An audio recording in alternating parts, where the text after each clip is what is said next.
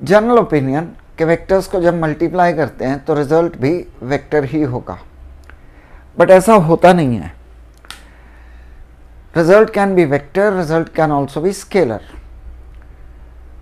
ऐसे कैसे हो सकता है? माइनस माइनस प्लस भी होता है ना, माइनस और माइनस को मल्टीप्लाई करो तो प्लस हो जाता है। तो anything is possible. When we multiply two vectors the result can be scalar as well as vector. तो अगर रिजल्ट स्केलर हो, दो वेक्टर्स को मल्टीप्लाई किया और रिजल्ट स्केलर हो, then multiplication is called scalar multiplication और डॉट प्रोडक्ट ऑफ वेक्टर्स। आज हम यही पढ़ने जा रहे हैं। स्केलर प्रोडक्ट भी बोल सकते हैं या स्केलर मल्टीप्लिकेशन और dot product of vectors. Note करो ये।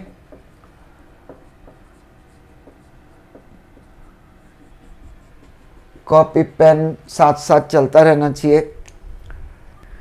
When two vectors are multiplied and the result is a scalar quantity, the multiplication is called scalar product or dot product of vectors.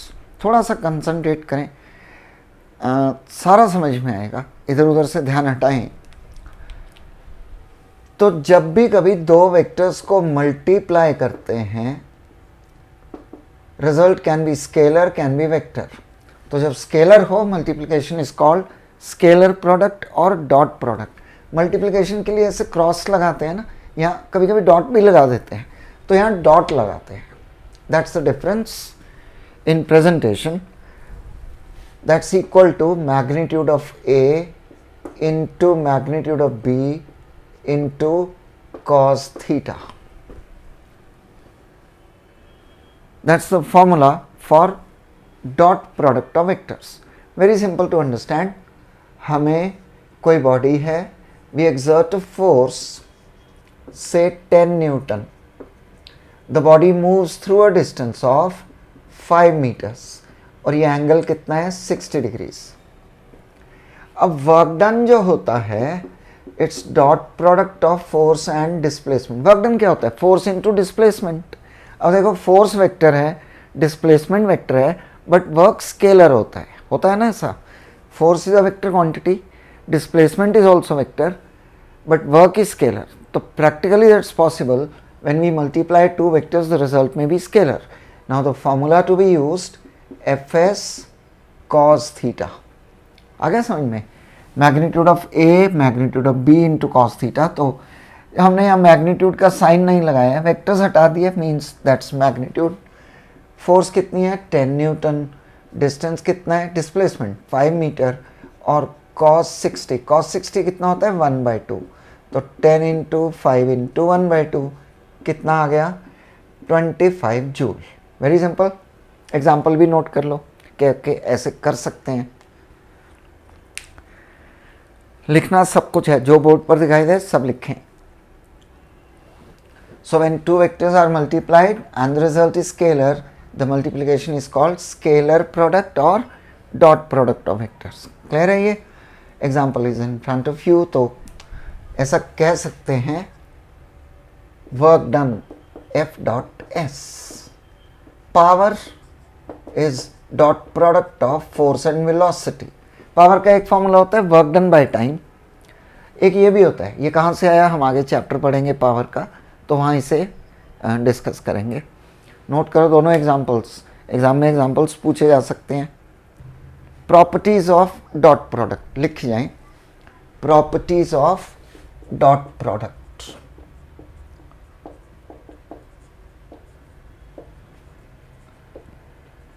Sorry, आप of कैसे लिखते हो? ओ तो लिखते ही नहीं हो, है ना।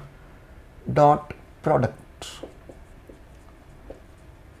ऑफ वेक्टर्स बहुत सिंपल हैं, आप समझ सकते हो इनको, कोई दिक्कत नहीं आएगी।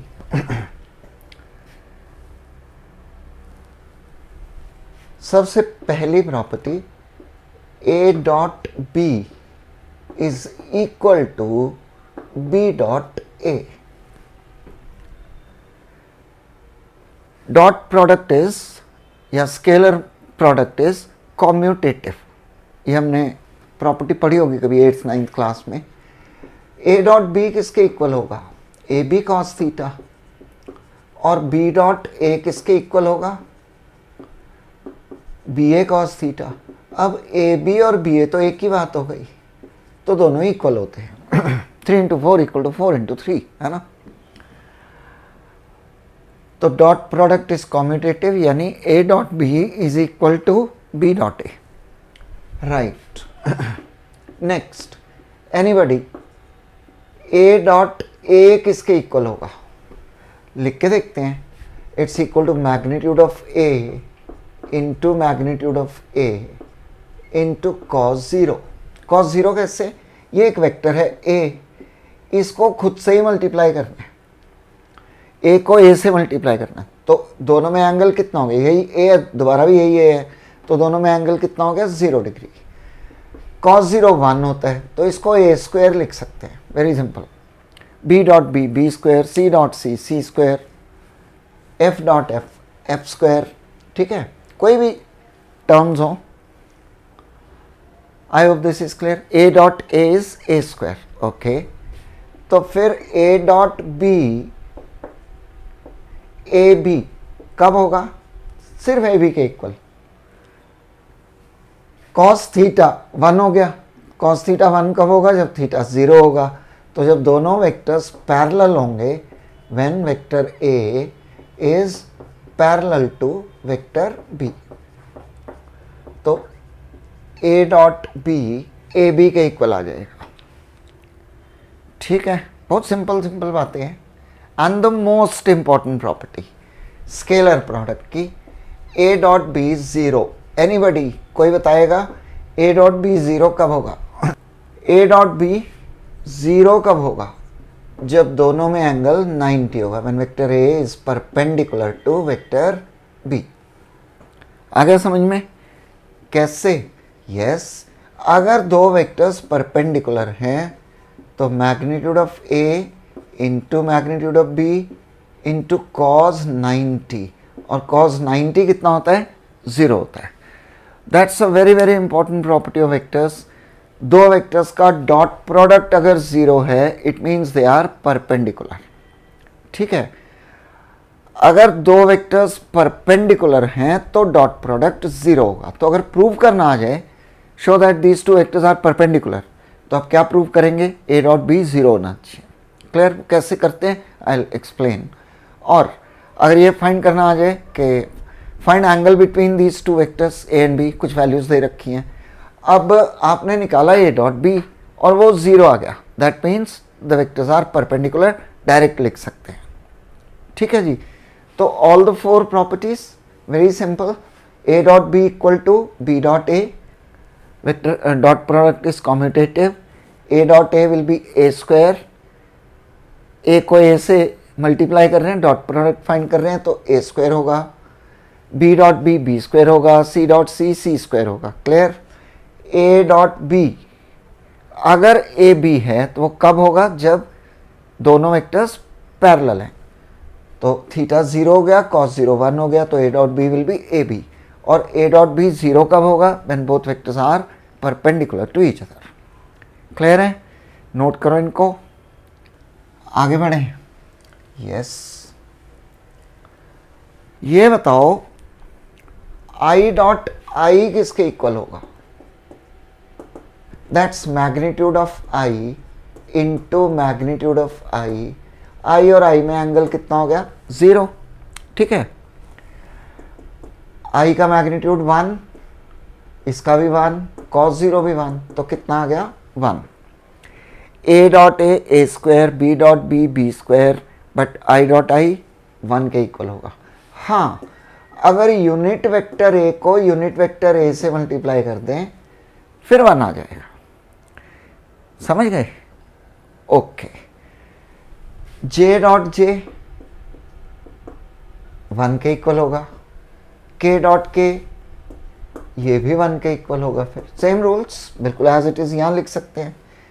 ये समझ आया, ए dot A magnitude of A 1 unit vector है ना, तो मैग्नीट्यूड ऑफ ए 1 यूनिट, इसका भी 1 यूनिट, और दोनों में एंगल 0 हो गया, कॉस 0 भी 1 होता है।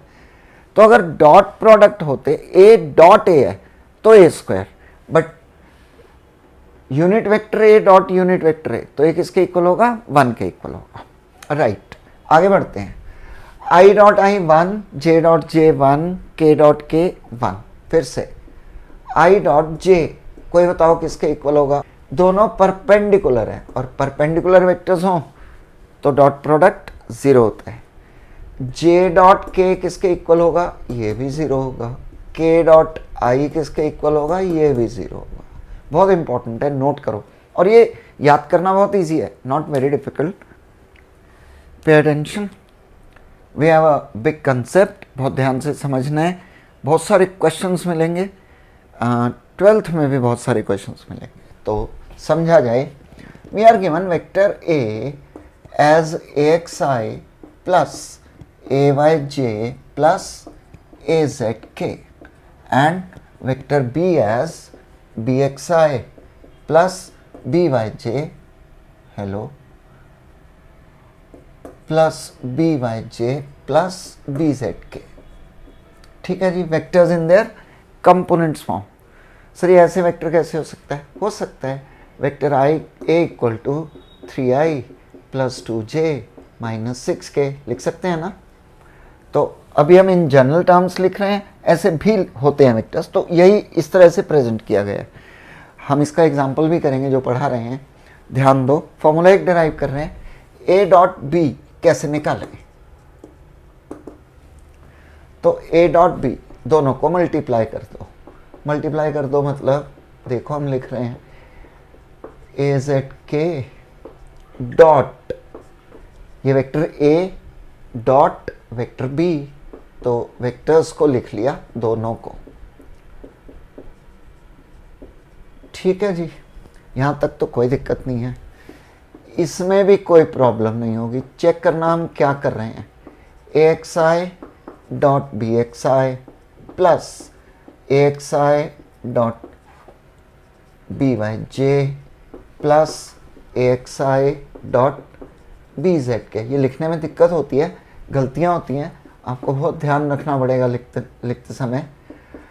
ayj dot bxi plus ayj, रुक जाओ समझ लो हम क्या कर रहे हैं, कॉपी मत करो, I give you time to write ayj डॉट bzk and finally that's azk dot bxi plus azk dot byj plus azk dot bzk। क्या किया है हमने, ध्यान से देखो, what we have done, it's very simple। axi को इन तीनों से मल्टीप्लाई किया, तो axi dot bxi, axi dot byj, axi dot bzk। ठीक है, अब इसको इन तीनों से किया, तो ayj डॉट bxi, ayj इससे भी और इससे भी। ठीक है, किया कुछ नहीं है, सिर्फ लिखा है, मल्टीप्लाई अभी किया नहीं है, लिख दिया है कि इसको ऐसे मल्टीप्लाई करना है। यहाँ तक समझ, तो इनफैक्ट हमने सिर्फ प्रेजेंट किया है, इसमें अभी तक कोई डॉट प्रोडक्ट के रूल्स नहीं लगाए हैं। क्लियर है यहाँ तक?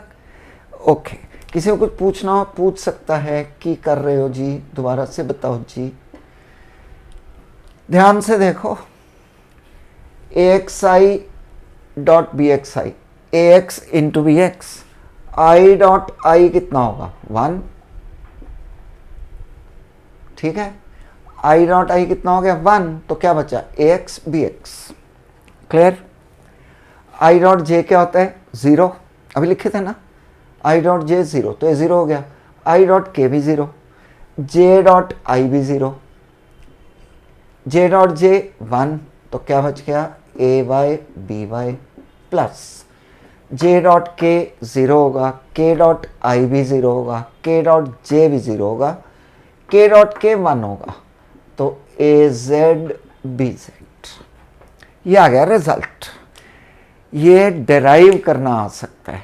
ठीक है, दो वेक्टर्स ऐसे लिखे होंगे और क्वेश्चन होगा ऑब्टेन द रिजल्ट और एक्सप्रेशन फॉर। देखो, एक होता है राइट द एक्सप्रेशन, तो ये लिखना है, एक होता है ऑब्टेन, डिड्यूस, डेराइव, फिर ये स्टेप्स लिखकर डेराइव करके दिखाना। तो क्वेश्चन ना ध्यान से पढ़ा करो, जैसे होता है ना define SI unit of force, तो हम क्या करते हैं, यूनिट लिख देते हैं, डिफाइन नहीं करते हैं, तो मार्क्स कटेंगे। फिर से एक बार जिनको समझ में आ गया they can start writing. We are given vector A equal to this, vector B equal to this, we need to find A dot B. तो हमने क्या किया, ए की जगह ये और बी की जगह ये लिख दिया, बीच में डॉट लगा दिया। अब ए एक्स आई को इन तीनों से मल्टीप्लाई किया, डॉट लगाना है हर जगह, ध्यान रखना, जहाँ क्रॉस लगाया वो गलत हो गया। क्लियर। सेम वे ए वाई जे को इन तीनों से मल्टीप्लाई किया और फिर ए जेड के को इन तीनों से मल्टीप्लाई किया। क्लियर, ये लिख दिया। लास्ट स्टेप में डॉट प्रोडक्ट अप्लाई किया है, आई dot I 1, J dot J 1, के डॉट के 1। बाकी चेक करो, इनको फिर हम लिखते हैं I dot J 0, I dot K 0, J dot I 0, J dot K 0, ये भी 0। ये सब परपेंडिकुलर है। क्यों 0 होते हैं, जे और के परपेंडिकुलर है, आई और जे परपेंडिकुलर है, और जब दो वेक्टर्स परपेंडिकुलर हों तो इनका डॉट प्रोडक्ट 0 होता है। क्या बच गया, A X into B X plus A Y into B Y and A Z into B Z. That's formula for dot product of vectors. तो दो फॉर्मूले हो गए हमारे पास, एक तो A B cos theta dot product के लिए, और एक ही हो गया। इसको यूज कैसे करते हैं, क्वेश्चन कैसे होगा, करते हैं अभी, नोट करो इसको। अब इसी पर एक क्वेश्चन कर लेते हैं। यहीं पर we are given a vector A equal to 4i minus 2j plus 5k and vector B as minus 2i minus 3j plus 2k। Question is find A dot B. आपको ये कुछ नहीं लिखना है, ये अगर डेरिवेशन आ जाए then you need to write down all these things, otherwise direct अब हम ये फॉर्मूला अप्लाई करेंगे। A X into B X, तो 4 इंटू माइनस 2, ठीक है। A Y into B Y, तो plus minus 2 into minus 3 plus A Z into B Z 5 into 2। आ गया समझ में। ये ए एक्स, ये बी एक्स, ये ए वाई, ये बी वाई, साइंस का ध्यान रखना है, ये ए जेड और ये बी जेड। सर आपने यहाँ क्रॉस लगा दिया है, हाँ ये वो वेक्टर्स तो हट गए ना, आप जो मर्जी लगाओ, ठीक है। तो कितना आ गया, -8 प्लस 6 प्लस 10, कितना हो गया, 8 आ गया। That's the answer. क्या क्या पढ़ा हमने, डॉट प्रोडक्ट क्या होता है, when two vectors are multiplied the result is a scalar quantity, we call the product as scalar product or dot product. Formula a dot b equal to ab cos theta. Clear? और फिर हमने properties पढ़ी, a dot b equal to b dot a, और क्या पढ़ा, a dot a equal to a square। a dot b अगर 0 है it means the vectors are perpendicular. So for vectors which are perpendicular to each other their dot product is always 0। ठीक है जी। फिर हमने पढ़ा i dot i 1 होता है, k dot के 1, j डॉट जे 1, लेकिन i dot J 0, j dot K 0, k dot i भी 0। ठीक है जी। और क्या पढ़ा, और फिर हमने एक फॉर्मूला डेराइव किया। अब इस पर एक क्वेश्चन जो बहुत इंपॉर्टेंट है। So we have a question, question is find angle between